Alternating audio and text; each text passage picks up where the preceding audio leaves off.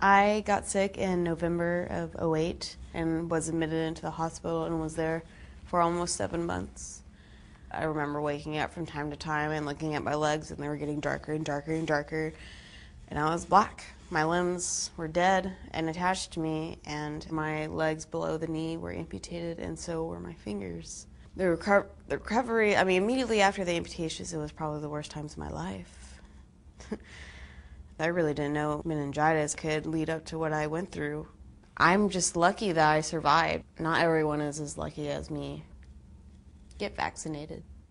I was one of those patients who was misdiagnosed because they thought, oh, regular fever, and he'll stabilize, but I didn't. I was in a coma for 12 days, and they had to amputate all 10 fingers and below the knee. My dad was the first one that told me, you have bacterial meningitis, and my mom actually walked in and couldn't say anything. She just nodded her head. Get vaccinated. In August of 1999, I attended a summer camp up in western Massachusetts.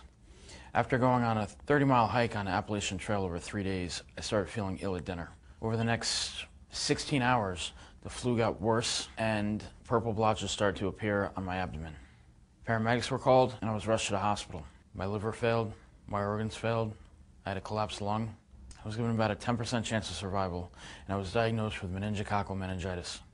About a week and a half after contracting this disease, I was transferred to a hospital in New York City, where I had my legs amputated at the knee and my hands amputated at the forearm.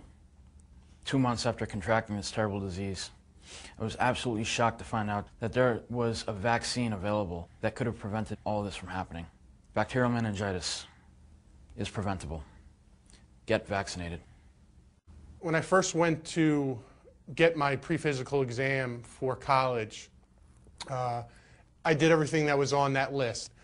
Unfortunately, my family physician did not have the meningitis vaccine in stock at the time, but he told me it's smart once you get up to school to get this vaccine. That was the farthest thing from my mind to get vaccinated for meningitis. I never missed a day in high school, and all of a sudden I get bacterial meningitis, and my world's turned upside down. It was a Friday night, and I felt like I had the flu, high fever, vomiting. The next morning I woke up and I knew something was wrong. I could barely sit up out of bed. When I got to the hospital, the doctor knew something else was going on. I was put into a drug-induced coma, and that night I was given my last rites because they didn't think I was going to make it through the night.